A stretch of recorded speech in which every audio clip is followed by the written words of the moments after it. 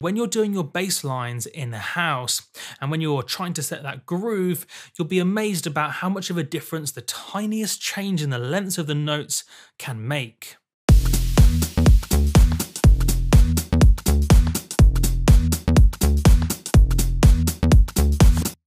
Remember, when I talk about groove, I'm talking about how dancey it feels. Not how dancey it sounds, but how dancey it feels. So the MIDI you see in front of you is the MIDI for the bass. Now, what I'm going to do is a tiny change to this clip here. I'm not even going to change the start position of that note. All I'm going to do is make it a tiny fraction longer. So the gap between the notes is different. So there's a shorter gap between notes. The timing of the notes is identical, but it's just the gap that's changed, yet that will change the entire groove of the track. It's crazy. Let me show you a before and after. So in fact, what I'll do is 4 runs before and then 4 runs after I make it longer.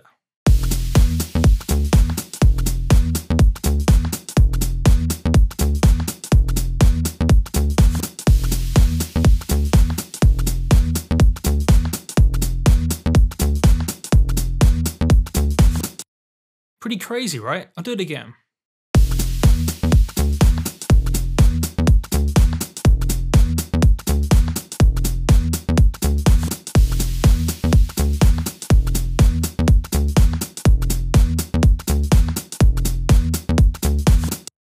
So, what strategies are there to help set that groove? If timing makes all the difference in the world, if all those tiny little timing adjustments can make or break a groove, what can you do to try and find that groove you're looking for? Let me show you my favourite technique, and also the same technique that lots of other people use too.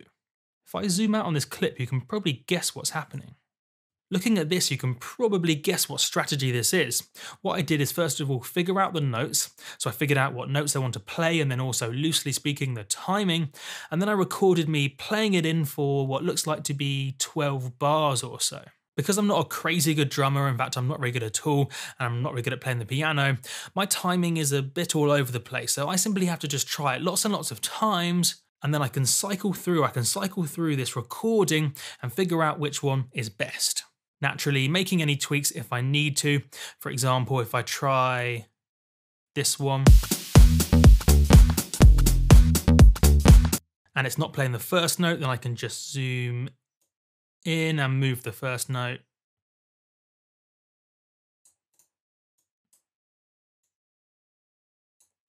To the beginning of the bar.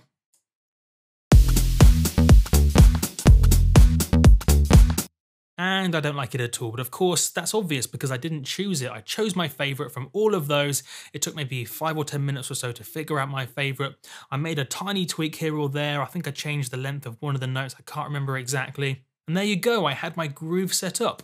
Let me just show you another one to demonstrate the difference in groove.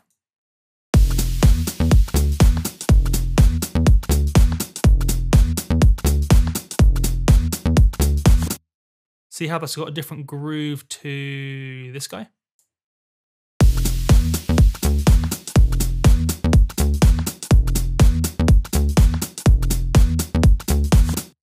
Cool stuff, right? And that is the strategy. Figure out what notes you want to press, record it in live, record a whole bunch of different takes, and then pick the closest to the groove that you actually like. And the cool thing about this is you can stumble across the correct groove, or not the correct groove, you can stumble across a cool groove purely serendipitously.